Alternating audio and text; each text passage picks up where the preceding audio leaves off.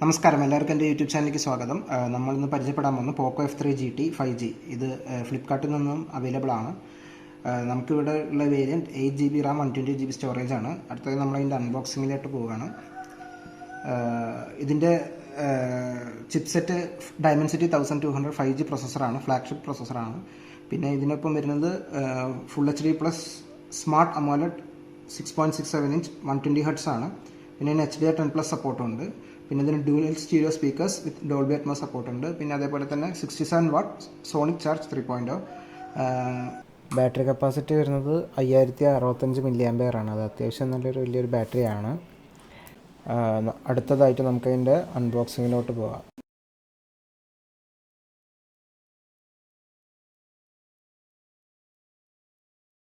നമുക്കിനി ഇത് തുറക്കാം.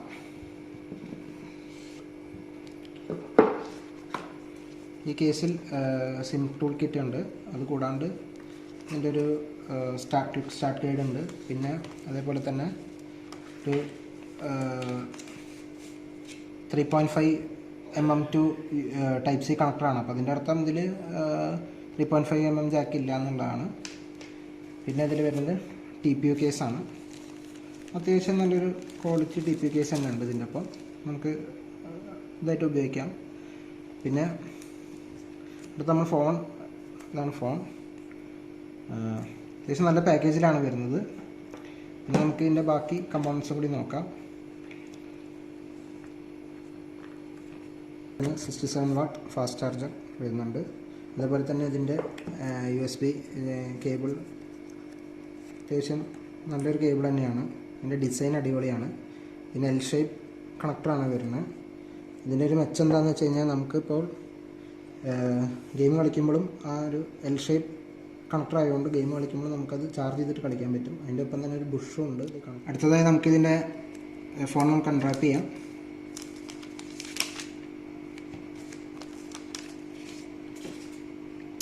ഇതിൽ വരുന്നൊരു ഏറ്റവും വലിയ പുതിയൊരു ഫീച്ചർ എന്താണെന്ന് വെച്ച് കഴിഞ്ഞാൽ ഇതിൻ്റെ മാഗ്ലീവ് ട്രിഗേഴ്സ് എന്ന് പറഞ്ഞിട്ടുള്ള സംഭവമാണ്.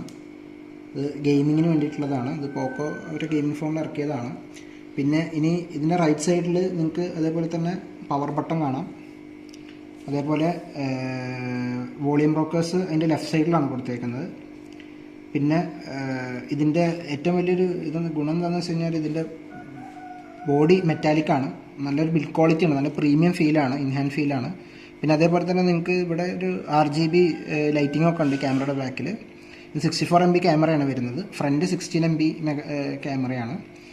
പിന്നെ ഇത് 6.67 ഇഞ്ച് അമോലെഡ് ആണ്. ഇനി നമുക്ക് ബാക്കി ഇതിൻ്റെ ഫീച്ചേഴ്സിലേക്ക് നമുക്കിത് ബൂട്ടപ്പ് ചെയ്തതിന് ശേഷം വരാം. നേരത്തെ പറഞ്ഞതിന് ചെറിയൊരു വ്യത്യാസം എന്താണെന്ന് വെച്ച് കഴിഞ്ഞാൽ ഇത് ഫ്രെയിം മെറ്റൽ തന്നെയാണ്. പക്ഷേ ഇതിൻ്റെ ബാക്ക് കോർണിംഗ് ഗൊറില്ല 5 ആണ്. പിന്നെ ഇതിൽ വരുന്നത് നിങ്ങൾക്ക് ഡുവൽ സ്റ്റീരിയോ സ്പീക്കേഴ്സാണ്. ഇത് ഫുൾ ബ്ലാക്ക് കളറായതുകൊണ്ട് നിങ്ങൾക്ക് ഇതിൽ കാണാൻ ചെറിയൊരു ബുദ്ധിമുട്ടുണ്ടാവും. ഇവിടെ കണ്ടോ, ഒരു ഗെയിമിംഗ് ഡിസൈനിലുള്ള സ്റ്റീരിയോ സ്പീക്കേഴ്സാണ്. ഇത് രണ്ട് സൈഡും ഉണ്ട്, കണ്ടോ. ഇനി അതേപോലെ തന്നെ ഇതിൻ്റെ വേറൊരു ഇതെന്താണെന്ന് വെച്ച് കഴിഞ്ഞാൽ ഇതിൻ്റെ സിം ട്രേ താഴെയാണ്. ഡുവൽ സിമ്മാണ്. പിന്നെ എക്സ്പാൻഡബിൾ സ്റ്റോറേജ് ഒന്നല്ല. അടുത്തത് നമുക്കിതിലത്തെ സിം നോക്കാം. സിം സ്ലോട്ട് നോക്കാം. ഡുവൽ നാനോ 5G സിം സ്ലോട്ടുകളാണുള്ളത്. ഇത് വേറെ നമുക്ക് ഇതിൽ SD കാർഡ് അങ്ങനത്തെ ഒന്നും ഇടാൻ പറ്റില്ല. എക്സ്പാൻഡബിൾ അല്ല സ്റ്റോറേജ്. പിന്നെ ഇതിൽ അതേപോലെ തന്നെ 3 മൈക്ക് ഉണ്ട്. ഒന്ന് വോളിയം റോക്കേഴ്സിൻ്റെ അടിയിൽ, ഒന്ന് ചാർജിങ് സ്ലോട്ടിൻ്റെ അടുത്ത്, പിന്നെ ഒന്ന് ടോപ്പിൽ. ഇത് ആക്ച്വലി അടിക്ക് നോയ്സ് ക്യാൻസലേഷൻ സഹായിക്കും. പിന്നെ ഇനി അടുത്ത് നമുക്കിതിൻ്റെ ബൂട്ടപ്പ് ചെയ്തിട്ട് അതിൻ്റെ ബാക്കിയുള്ള വിശേഷങ്ങളിലേക്ക് വരാം.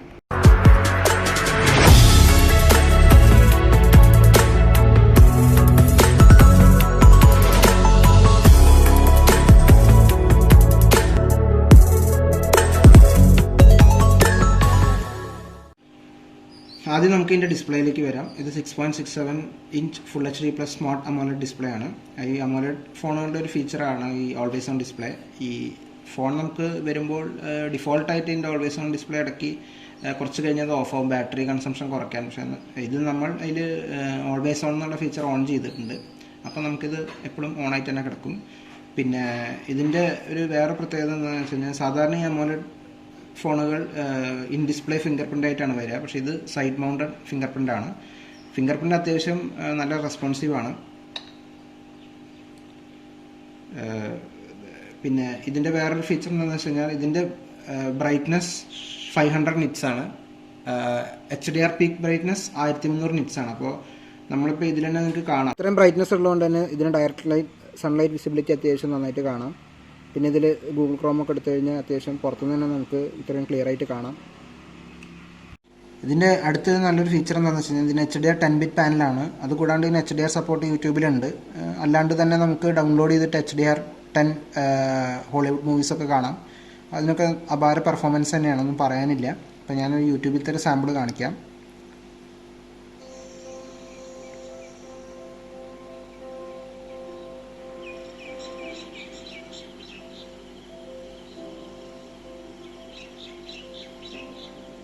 ഇതിൻ്റെ കളേഴ്സൊക്കെ നല്ലൊരു ഡെപ്തിൽ തന്നെയാണ് കൊടുത്തിരിക്കുന്നത്, നിങ്ങൾക്ക് കാണാം.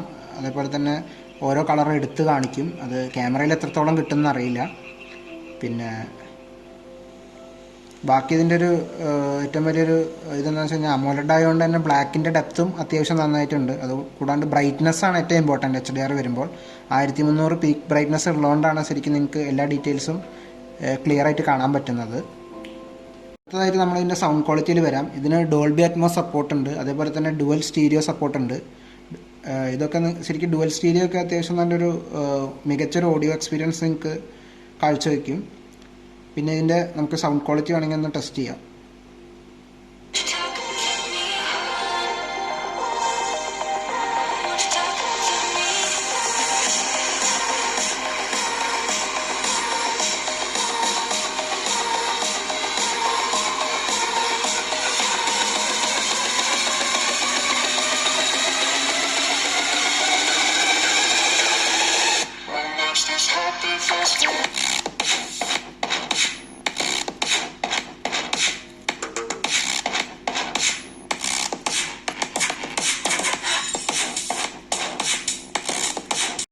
അതേപോലെ തന്നെ ഇതിൻ്റെ ഓഡിയോ ക്വാളിറ്റി വയ ഹെഡ്ഫോൺസ് അടിപൊളിയാണ്. ആകെ നിങ്ങൾക്ക് ചെയ്യേണ്ട 3.5mm കണക്ടർ ഇല്ല ഇതിന്, അത് മാത്രമേ ഒരു പോരായ്മയുള്ളൂ. പക്ഷെ അവർ തന്ന ആ ഒരു USB Type-C to 3.5mm connector അത്യാവശ്യം നല്ലതാണ്. അത് നമ്മളൊരു ഹെഡ്ഫോണായിട്ട് കണക്ട് ചെയ്യുമ്പോൾ നല്ലൊരു ഓഡിയോ ക്വാളിറ്റി തന്നെ എക്സ്പീരിയൻസ് ചെയ്യാം.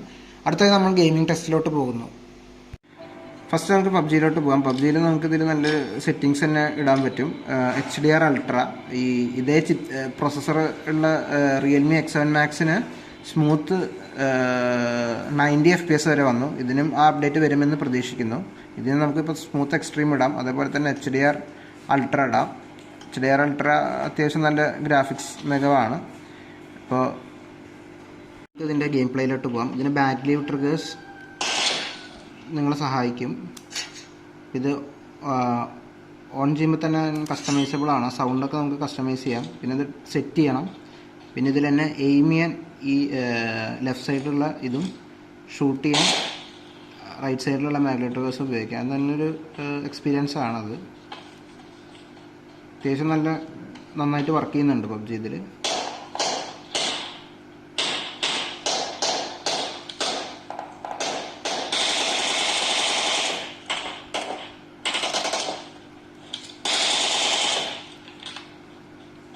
അപ്പോൾ ഇത് അടുത്ത അപ്ഡേറ്റ് അത്യാവശ്യം നല്ലൊരു സെറ്റിങ്സും കൂടി കിട്ടുമെന്ന് പ്രതീക്ഷിക്കുന്നു.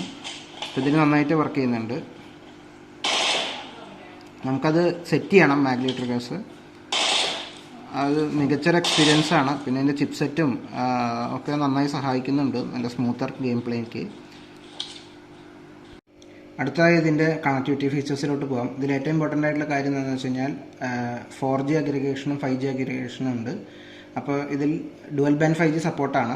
അപ്പോൾ 5G വരുമ്പോൾ നമുക്കത് അതിൻ്റേതായിട്ടുള്ള ഗുണങ്ങൾ കിട്ടും. പിന്നെ 5Gയിലാകെ ഇതിൻ്റെ ഒരു പോരായ്മ എന്ന് പറയാൻ 2 ബാൻഡാണ് ഇതിനെ സപ്പോർട്ട് ചെയ്യുന്നത്. ഇപ്പോൾ കുറേ ഫോൺസൊക്കെ 2 ബാൻഡ് സപ്പോർട്ടുള്ളൂ. പക്ഷേ ഇപ്പോൾ ഇറങ്ങുന്ന കുറച്ച് ഫോണുകളൊക്കെ 7 ബാൻഡ് അല്ലെങ്കിൽ 11 ബാൻഡ്സൊക്കെ സപ്പോർട്ട് ചെയ്യും. പക്ഷെ അതിപ്പോൾ ഇനി എങ്ങനെയെന്ന് നമുക്ക് പറയാൻ പറ്റില്ല. ഇനി ഇതിൽ നമ്മൾ ഇട്ടേക്കുന്നത് എയർടെലിൻ്റെ 4G ആണ് സിം ഇട്ടേക്കുന്നത്. അപ്പോൾ ഇതിൽ നിങ്ങൾക്ക് കാണാം 4G പ്ലസ് എന്ന് പറഞ്ഞിട്ട്. 4G പ്ലസ് എന്ന് പറയുന്ന ഫീച്ചർ എന്താണെന്ന് വെച്ച് കഴിഞ്ഞാൽ 2 കൂടുതൽ ബാൻഡ് സപ്പോർട്ട് ചെയ്യും. അപ്പോൾ ഇതിൻ്റെ ഒരു എക്സാമ്പിൾ ഞാൻ കാണിച്ചു തരാം. ഇപ്പോൾ കണ്ട ഇതിലിപ്പോൾ at A time Airtel 4G band 1800 2100, പിന്നെ റേഞ്ച് അനുസരിച്ച് കൂടുതൽ ബാൻഡ് അഗ്രിഗേറ്റ് ചെയ്തിട്ട് അതിൻ്റെ സ്പീഡ് കൂടും. അതാണ് അതിൻ്റെ ഏറ്റവും വലിയൊരു ഗുണം. 4G മാക്സിമം നമുക്ക് ഉപയോഗിക്കാൻ പറ്റും. പിന്നെ അടുത്തതായിട്ട് ഇതിന് വൈഫൈ 6 ഉണ്ട്, അതേപോലെ തന്നെ ബ്ലൂടൂത്ത് 5.2 ഉണ്ട്. ഇത് രണ്ടും നല്ലൊരു ഫീച്ചറാണ്. വൈഫൈ 6 സപ്പോർട്ട് ഉണ്ടെങ്കിലും വൈഫൈ 6 ഉള്ള മോഡൊക്കെ ഉണ്ടെങ്കിൽ അതിൻ്റെ ബെനിഫിറ്റ് കിട്ടുള്ളൂ. സെൻട്രിക് സ്മാർട്ട് ഫോണാണ് എങ്കിലും ഇതിൻ്റെ ക്യാമറ അത്യാവശ്യം നല്ല പെർഫോമൻസ് ഉണ്ട്. നിങ്ങൾക്ക് ഇപ്പോൾ ക്യാമറ മാത്രമാണ് ഇമ്പോർട്ടൻസ് എന്നുണ്ടെങ്കിൽ OnePlus Note കൊടുക്കാതിരിക്കും നല്ലത്. ബാക്കി എല്ലാ ഫീച്ചേഴ്സിലും POCO F3 GT ആണ് കുറച്ചും കൂടി നല്ലത്. അപ്പോൾ ഇതിൽ 4K HDR സപ്പോർട്ട് അടക്കമുണ്ട്. കുറച്ച് ക്യാമറ സാമ്പിൾ ഷോട്ട്സ് ആണ്. ഡീറ്റെയിൽ ആയിട്ട് വീഡിയോ റിവ്യൂ ഞാൻ പിന്നെ അടുത്ത വീഡിയോയിൽ ചെയ്യാം. അങ്ങനെ വീഡിയോ സമാപനമാവുകയാണ്. നിങ്ങൾക്ക് വീഡിയോ ഇഷ്ടപ്പെട്ടാൽ തീർച്ചയായും ലൈക്ക് അടിക്കുക, സബ്സ്ക്രൈബ് ചെയ്യുക. നന്ദി.